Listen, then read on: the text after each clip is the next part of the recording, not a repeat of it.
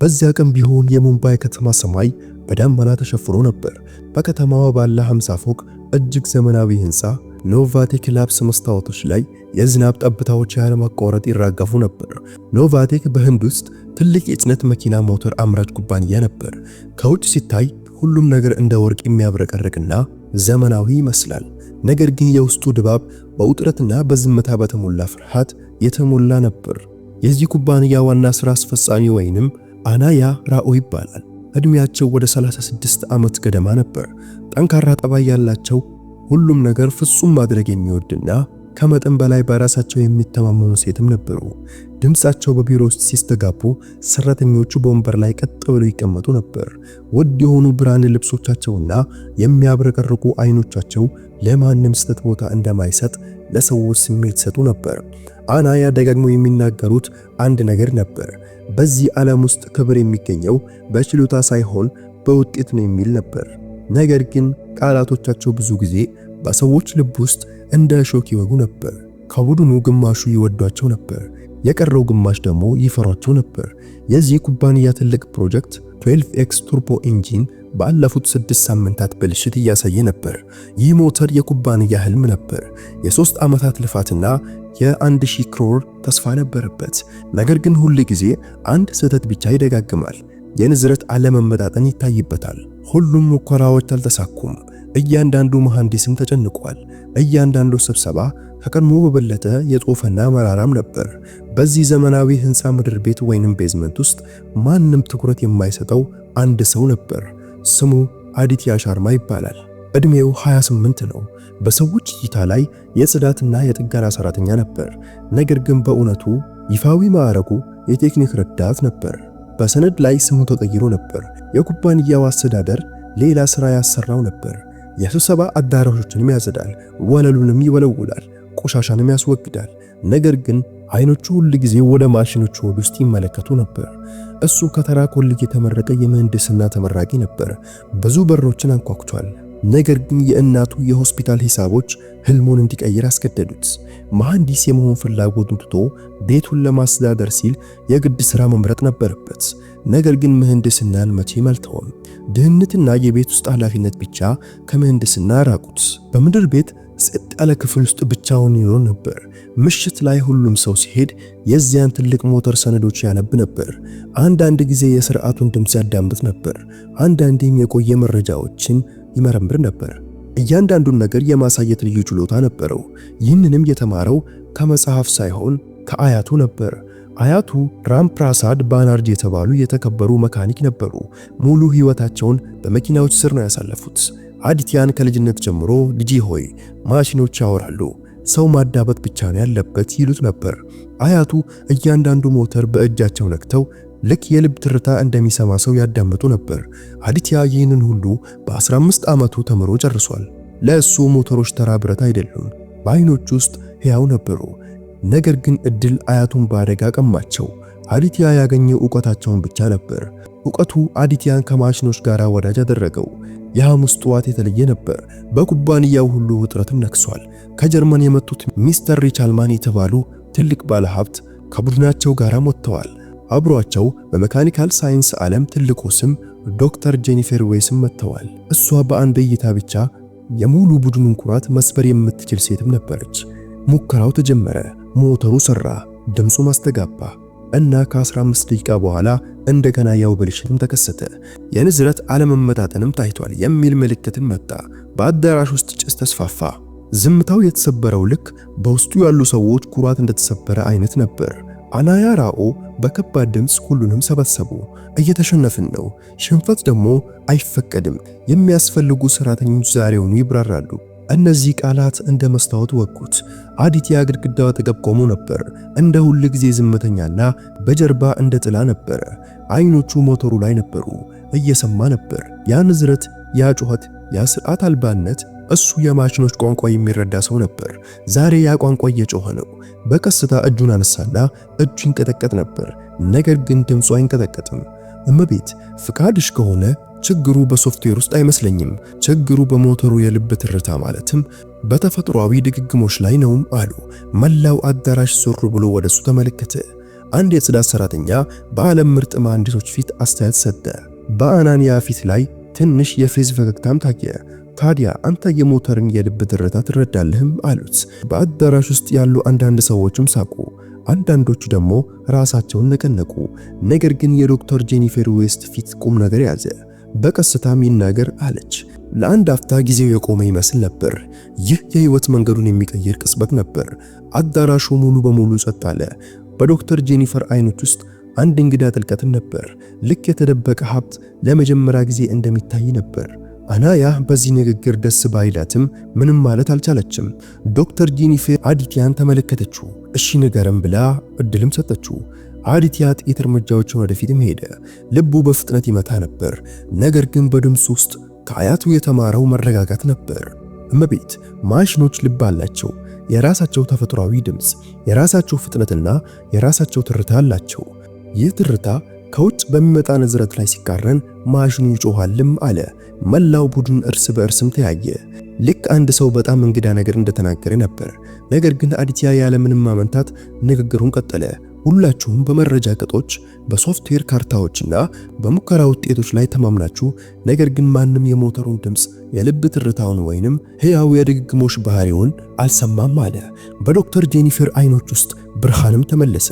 አናያ እጆቹን አጣጠፈ። በፊታቸው ላይ ግትርነትና ጭንቀት ይታይ ነበር።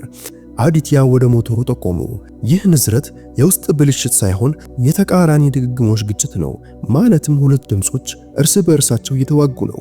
የሞተሩ ተፈጥሯዊ ድግግሞሽና እናንተ የገጠማችሁት የማረጋጊያ ሰው ሰራሽ ድግግሞሽ አይገናኙም። ስለዚህ ነው ብልሽቱ የሚመጣውም አለ። በአዳራሽ ውስጥ ያለው ዝምታ እየጠነከረ ሄደ። ዶክተር ጄኒፈር ወዲያውኑ እሱ እያወራ ያለው ስለ ሃርሞኒክ ኮንፍሊክት ነው፣ ይህ በጣም ብርቅ ግን ሊከሰት የሚችል ነገር ነውም አለች። የጀርመን ቡድን ባለሙያዎች ወዲያውኑ ወደ ሞተሩ ሮጡ። የአንያ ፊት ጠንካራ ሆነ። ታዲያ አንተ እያልክ ያለው የዓለም ትላልቅ መሐንዲሶች ምንም አያውቁም፣ አንተ የጽዳት ሰራተኛ ደግሞ ጆሮህን ሰጥተህ ማሽኑን ትረዳዋለህ ማለት ነውም አሉት። አዲቲያ አንገቱን ደፋ። ነገር ግን በቃላቶች ውስጥ ሀፍረት ሳይሆን እውነት ነበር። እመቤት፣ የጽዳት ሰራተኛ መሆኔ እውነት ነው፣ ነገር ግን ማሽኖች የሚወድ ሰው ነኝ፣ አዳመጣቸዋለሁም አለ። ዶክተር ጄኒፈር ወደ አንያ ተመለከተች። ሐሳቡን እንዲሞክር ፍቀጅለት፣ 5 ደቂቃ ስጪውም አለች። የአንያ ግትርነት አልተሰበረም። ነገር ግን በዓለም አቀፍ ባለሙያ ፊት እምቢ ማለት ቀላል አልነበረም። እሺ፣ ነገር ግን ስህተት ከሆንክ ይህ የመጨረሻ ስራ ይሆናልም አሉት። በአዲቲያ ልብ ውስጥ ለአፍታ ህመም ተሰማው። ስራው ቢሄድ ይሄድ እንጂ እውነቱን መደበቅ አልቻለም ነበር። ከጥቂት ደቂቃዎች በኋላ በሙከራ ክፍል ውስጥ የቀሩት አዲቲያ፣ አናያ፣ ዶክተር ጄኒፈር እና 2 ጀርመናዊ መሐንዲሶች ብቻ ነበሩ። ሞተሩ ልክ ትዕዛዝ እንደሚጠብቅ ሰው ዝም ብሎ ቆሟል። አዲቲያ ትንሽ ቦርሳውን ከፈተ። በውስጡ ምንም አይነት የቴክኖሎጂ ውጤት አልነበረም ነበር። አንድ ትንሽዬ የቆየ መሳሪያ ብቻ ነበር። አያቱ በ1970 የሰሩት መሳሪያ። አናያ የፌስ ፈገግታቸውን ለመደበቅ እየሞከሩ ይህ ምንድን ነው? የመጫወቻ ዕቃ ነውም አሉ። ዶክተር ጄኒፈር ግን በመገረም መሳሪያውን ተመለከተች። ይህ የንዝረት መለኪያ ነው፣ የቆየ ግን አስደናቂ ዲዛይን አላቸውም አለ። አዲቲያ በቀስታ መሳሪያውን በሞተሩ ጠርዝ ላይም አኖረ። አይኖቹን ጨፈነ። በዝምታ ውስጥ የማሽኑን ድምፅ ማዳመጥም ጀመረ። በክፍል ውስጥ ትንሽ ድምፅ ብቻ ነበር። የሞተሩ ትንፋሽ፣ የተደበቀ ጩኸት፣ ስርዓት አልባነቱ። 1 ደቂቃ፣ 2 ደቂቃም አለፈ። ከዚያም በድንገት አዲቲያ አይኖቹን ከፈተ። በዚያ ክፍል ላይ የንዝረት ግጭት በጣም ከፍተኛ ነበር። የማረጋጊያው ፕሌቱ ብሎን በጣም ጠብቋል። ሞተሩ በተፈጥሯዊ ድግግሞሽ መተንፈስ እስኪሳነው ድረስም ጠብቋል። ይህ መላላትና እንደገና ማስተካከል አለበትም አለ። ጀርመናዊ መሐንዲስ ወዲያውኑ ብሎኑ መፍታት ጀመረ። ፕሌቶቹ ሲላሉ በሞተሩ ውስጥ የነበረው ድምፅ ለሰለሰ። ዶክተር ጄኒፈር ቀለል ያለ ትንፋሽ ወስዳ ትክክል ነው፣ ንዝረቱ ቀንሷልም አለች። አዲቲያ በቀስታ አሁን አንድ ጊዜ እንደገና አስነሱት አለ። አናያ ተጨንቀዋል፣ ነገር ግን ዝም አሉ። ሞተሩ እንደገና ተከፈተ። መጀመሪያ ትንሽ ድምፅ ነበር፣ ከዚያም ያለስላሳና ጠንካራ የሞተር ድምፅ በማሰማትም ተነሳ። ይህ የፍጹም ሞተር መለያ ነበር። 10 ደቂቃም አለፈ። ምንም ብልሽት የለም። 20 ደቂቃ፣ አሁንም ምንም የለም። ግማሽ ሰዓታትም አለፈ። ምንም ችግር አልታየበትም ነበር። በዚህ ጊዜ ስክሪኑ ሙሉ በሙሉ ንጹህ ሆነ። ክፍሉ ውስጥ የነበረው ሰው ሁሉ ትንፋሹን የዋጠ ይመስል ነበር። የጀርመን ቡድን ማጨብጨብ ጀመረ። ዶክተር ጄኒፈር ወደፊት ሄዳ አዲቲያን እጁን ነቀነቀችው። አስደናቂ ነው፣ በእውነቱ ድንቅ ስራ ነውም አለችው። በአናያ አይኖች ውስጥ መገረም፣ ቁጣና ሽንፈት በአንድ ላይ ይታይ ነበር። ኩራታቸው በአንድ የጽዳት ሰራተኛ ፊት ለመንበርከክ እምቢ ቢሉም እውነታው ግን ተንበርክኮ ነበር። በጠንካራ ድምፅ ይህ ሁሉ ተራ አጋጣሚ ሊሆን አይችልም። በዚህ ጊዜ ሞተውን በማስተካከልህ እድለኛ ነህ። ነገር ግን ይህ ማለት አንተ ጀግና ነህ ማለት አይደለም። ቦታህን ማወቅ አለብህም አሉት። የእነሱ ጠንካራ ቃላት በአዲትያ ልብ ውስጥ እንደ ቀስት ተወጉ። ነገር ግን ምንም አልተናገረም ነበር። በዚያው ቅጽበት ዶክተር ጄኒፈር ወደ አንያ ተመለከተች። ድምጿ የተረጋጋ ቢሆንም የሚዋጋ ነበር። ክብር በስራ ይገኛል። ዛሬ ደግሞ ይህ ሰው የሥራውን ክብር አግኝቶታልም አለች። በክፍል ውስጥ አንድ እንግዳ የዝምታ ወለምታ አለፈ። የአንያ ፊትም ጠነከረ። ፊታቸውን አዞሩ። ነገር ግን በልባቸው ውስጥ የሆነ ነገር ተሰበረ። ሁል ጊዜ ራሳቸው ከሁሉ የተሻለ አድርገው ያስቡ ነበር። ዛሬ ግን በአንድ የጽዳት ሰራተኛ በተገለጠው እውነትም ተጋለጠ። ነገር ግን ታሪኩ እዚያ አላበቃም ነበር። የሚቀጥለው ክስተት በአዲትያ ሕይወት ውስጥ ትልቅ ፈተና ሊሆን ነበር። አዲትያ ዝም ብሎ ቆሟል። ነገር ግን በውስጡ ማዕበል ነበር። የእድል ደስታ ሳይሆን የአንያ ቃላት የደረሱበት ድንጋጤ ነበር። ዶክተር ጄኒፈር ሁሉም እንዲወጡ ምልክቶች ሰጡ። የጀርመን ቡድኖች ሌሎች ሰዎች በዝምታ ወጡ። 3 ሰዎች ብቻ ቀሩ፣ አዲትያ፣ አንያና ዶክተር ጄኒፈር። ዶክተር ጄኒፈር የአዲትያን ትከሻ ነኳቸው። ዛሬ ያልተለመደ ነገር አድርገሃል፣ ነገር ግን አስታውስ፣ ስኬት የብዙ ማዕበሎች ጅምር ነው አለችው። ይህ ንግግር በአዲትያ ልብ ውስጥ ትልቅ ቦታ ያዘ። በሚቀጥለው ቀን ጠዋት መላው የምርምር ቡድን ወደ አንድ አስፈላጊ ስብሰባ ተጠራ። በትልቁ የስብሰባ አዳራሽ ግድግዳዎች ላይ የሞተር ንድፎችም ነበሩ። በጠረጴዛው ራስ ላይ ደግሞ የኩባንያ የዳይሬክተሮች ቦርድ ስብሰባ ተቀምጦ ነበር። አንያ በቦታው ተቀምጠዋል። ነገር ግን በፊታቸው ላይ ያ ሁል ጊዜ የሚታይ በራስ መተማመን አልነበረም። ዶክተር ጄኒፈር ፋይሉን ከፈተች። ስለ ትላንቱ ስኬት መነጋገር አለብንም አለች። አንዱ ዳይሬክተር የብልሽቱ ዋና ምክንያት የኛ ቡድን ሊያገኘው ያልቻለውን የሃርሞኒክ ግጭት እንደነበረም ተናግሯል። ይህንንም ችግር የፈታው የጽዳት ሰራተኛ ነው አለ። ጥያቄው ጠንካራ ነበር። አንያ ወዲያውኑ ነገሩን ለማስተካከል ሞከሩ። ጌታዬ፣ ይህ በአጋጣሚ የሆነ ነገር ነው አሉት። ዶክተር ጄኒፈር አቋረጠቻቸው። አይ፣ ይህ እድል አልነበረም፣ ይህ ችሎታ ነው አለች። ከዚያም አዲትያ እንዴት ሞተሩን በማዳመጥ ሌሎች ባለሙያዎች ያላገኙትን ችግር እንደፈታ በዝርዝር አስረዳቸው። አዳራሹ ሙሉ በሙሉ ጸጥታ ነበር። አንዱ ዳይሬክተር በመገረም አዲትያ፣ ይህ እውነት ነው? ያለምንም መሳሪያ በማዳመጥ ብቻ ችግርን እንዴት አገኘህ ሲልም ጠየቁት። አዲትያ በቀስታ ጌታዬ፣ እኔ ማሽኑ የሚለውን ብቻ ነው የሰማሁትም አለ። አናያ ምድር ከእግራቸው ስር የተንሸራተተ እንደሆነም ተሰማቸው። ይህ ሁሉ ፈጽሞ ያላሰቡት ነገርም ነበር። አንድ የጽዳት ሰራተኛ የእነሱን የዓመታት ልምድ በሁሉም ፊት አቀለለው። ነገር ግን ከእውነታው መሻ አይቻልም ነበር። ዶክተር ጄኒፈር ውሳኔውን አሳወቁት። ከዛሬ ጀምሮ አዲትያ በሃርሞኒክ ምርመራ ቡድን ውስጥ እንዲመደብ እፈልጋለሁ አለች። ይህ ይፋዊ መግለጫ እንደ ቦምብ ነበር። አዲትያ ደንግጦ ነበር። ምንም ማለት አልቻለም። አናያ ወዲያውኑ ተቃወሙ። ይህ ሊሆን በፍጹም አይችልም፣ እሱ የሰለጠነ መሐንዲስ አይደለም አሉ። ዶክተር ጄኒፈርም ችሎታ ማዕረግ የለውም አሉ በጠነከረ ድምፅ። ከዚያ ወደ ቦርዱ ተመልክታ እኛ የሚያዳምጡ ሰዎች እንፈልጋለን፣ የሚያሰሉ ብቻ ሳይሆንም አለች። ቦርዱ ተስማማ።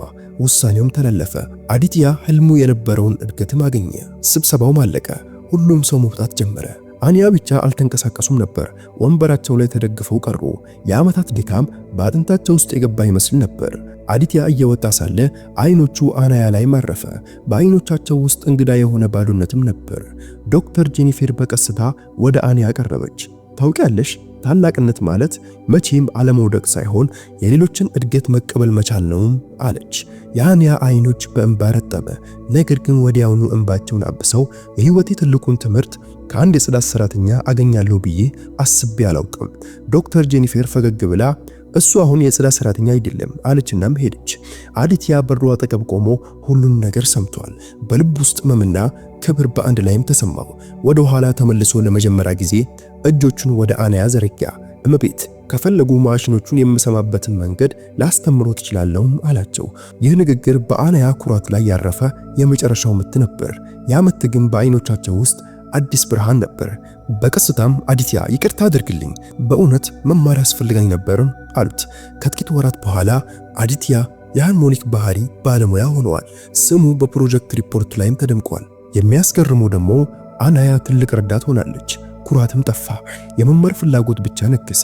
ሁለቱም አማሻሽ ላይ በጸጥታ የሞተር ክፍል ውስጥ ተቀምጠው የማሽኖቹን ትርታ ያዳምጣሉ፣ ድግግሞሹን ይመዘግባሉ እና እርስ በእርሳቸው ልምዳቸውን ይማራሉ። አድትያ ብዙ ጊዜ እንዲህ ይላል፣ ማሽኖች እንደ ሰው አይደሉም፣ ነገር ግን ትርታቸውን የሚሰማው ልብ ውስጥ ለማሽኖች ፍቅር ያለው ሰው ብቻ ነው አለ። ጓደኞች ይህ ታሪክ ከወደዳችሁት ቻናሉን ሰብስክራይብ ማድረግ እንዳትረሱ፣ ቪዲዮንም ላይክ ማድረግ እንዳትረሱ። በሌላ ቪዲዮ እስከምንገናኝ አሰላሙ አለይኩም ወራህመቱላሂ ወበረካቱ።